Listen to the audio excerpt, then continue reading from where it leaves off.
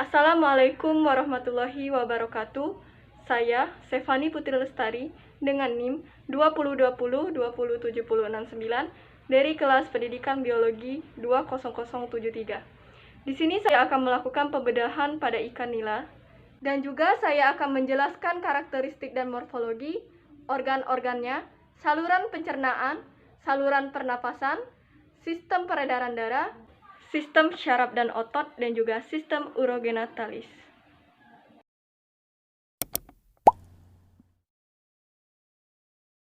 Ikan nila atau Oreochromis niloticus termasuk jenis hewan vertebrata yang seluruh badannya bersisik dan mempunyai gurat sisik.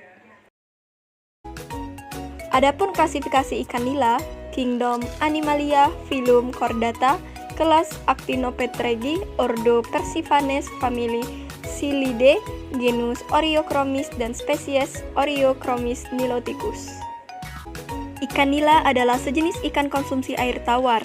Ikan nila termasuk jenis ikan yang tahan terhadap perubahan lingkungan, memiliki sifat omnivora, yaitu pemakan fitoplankton, vertebrata kecil, dan lainnya. Mampu mencerna makanan secara efisien, serta pertumbuhannya cepat dan tahan terhadap serangan penyakit.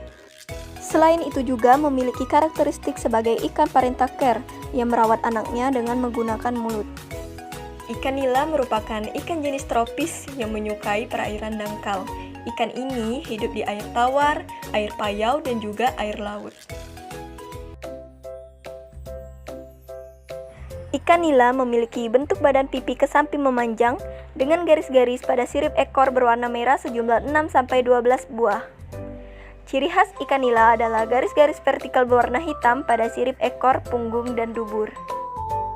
Pada gambar ini bisa kita lihat bagian dari ikan nila, yaitu ada A. celah mulut atau rima oris, yang B. mata atau organon visus, yang C. tutup insang atau apparatus opercularis, yang D.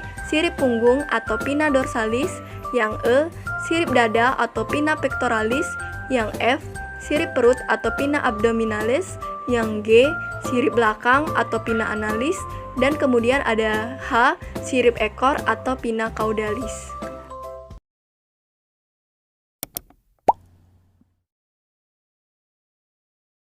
Yaitu ada pisau, ada pinset, ada gunting, sarung tangan, dan tak lupa juga ikan nilanya. Kemudian styrofoam.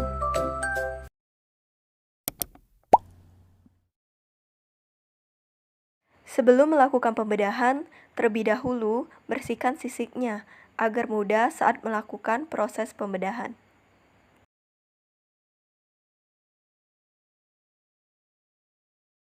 Pembedahan dilakukan dengan mencari anus atau anal dari ikan tersebut.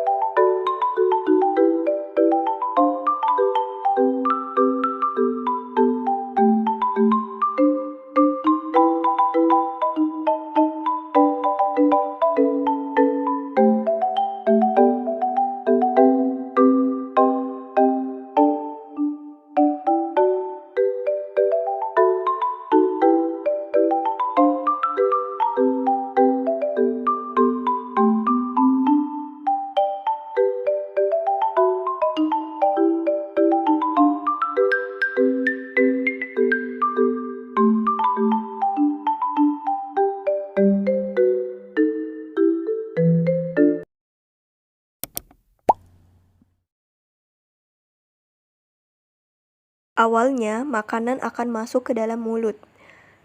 Di mulut ini, ikan memiliki gigi-gigi kecil dan ada lidah. Di mulut, terjadi pencernaan secara mekanik. Dan selanjutnya, makanan akan diteruskan di esofagus. Tidak terlihat esofagusnya di sini karena tertutup oleh insang. Dari esofagus ini, makanan akan masuk ke lambung. Nah, ini lambung ikan yang berbentuk seperti kantung. Terlihat lambungnya itu menyambung dengan saluran esofagus. Di lambung ini terjadi pencernaan secara mekanik dan kimiawi. Mekaniknya itu oleh aktivitas kontraksi dari lambung, dan kimiawinya itu dari HCl dan enzim-enzim. Setelah dicerna dari lambung, makanan akan berbentuk berupa kim. Kim ini akan masuk ke dalam usus. Bisa dilihat, ini ususnya. Di usus terjadi penyerapan nutrisi dari makanan, seperti karbohidrat, protein, lemak, air, dan mineral atau ion, yang nantinya makanan ini akan disalurkan sampai ke ujung dari usus. Ujung dari usus ialah rektum, dan di rektum ini menyambung ke anus.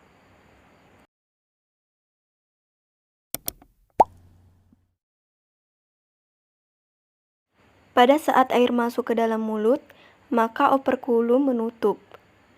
Air yang masuk ke dalam mulut dikeluarkan kembali melalui operkulum atau tutup pada insang. Oksigen yang terkandung dalam ikan akan ikut oleh kapiler darah dalam insang. Begitu juga pada karbon dioksida dikeluarkan melalui operkulum pada insang. Jika kita amatin ikan lebih dekat, maka dapat dilihat insang membuka dan menutup. Hal ini bisa kita lihat ikan bisa bernapas. Ini adalah bagian insang ikan nila, yaitu pertama ada bagian gill rakes atau gigi insang yang berfungsi untuk menyaring air yang melewati bagian insang. Kedua itu ada lengkung insang atau gill arch yang fungsinya sebagai tempat di mana lembar insang melekat. Dan yang ketiga itu lembar insang atau gill filamen yang berfungsi sebagai tempat berlangsungnya pertukaran oksigen dan karbon dioksida.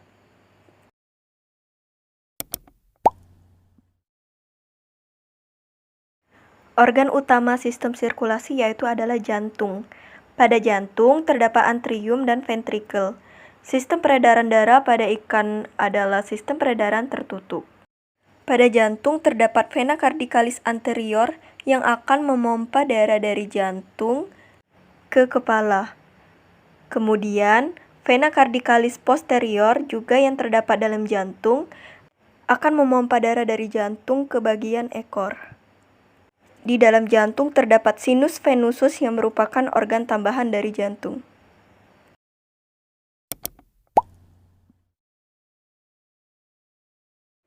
Baiklah, ini merupakan sistem saraf pusat pada ikan.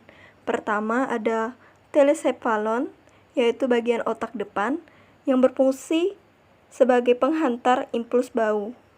Selanjutnya di belakang ada diencephalon yang berfungsi sebagai berhubungan dengan hormon. Di belakang diencephalon terdapat mensencephalon yaitu otak tengah yang berfungsi sebagai pusat penglihatan.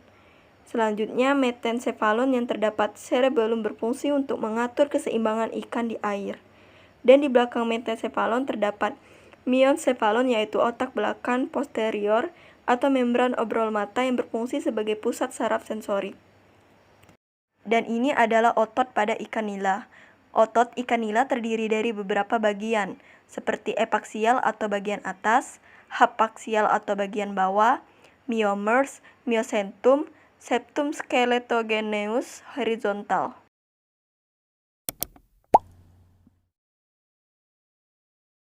Dan ini merupakan sistem urogenitalis pada ikan nila, gonad jantan yaitu testis yang akan menghasilkan sperma. Adapun ciri-ciri dari testis yaitu lonjong, licin, kuat, lebih kecil daripada ovarium. Terletak pada dinding dorsal bagian tubuh. Warna putih kekuningan dan halus. Berat dapat mencapai 12% dari berat tubuh atau lebih. Selanjutnya itu gonad betina yaitu ovarium yang akan menghasilkan ovum. Adapun ciri-ciri ovarium yaitu berbentuk lonjong dan berubah saat matang, tergantung pada dorsal mesenterium, berwarna putih sebelum matang dan kekuningan saat matang. Beratnya pada saat matang dapat mencapai 70% dari berat tubuhnya.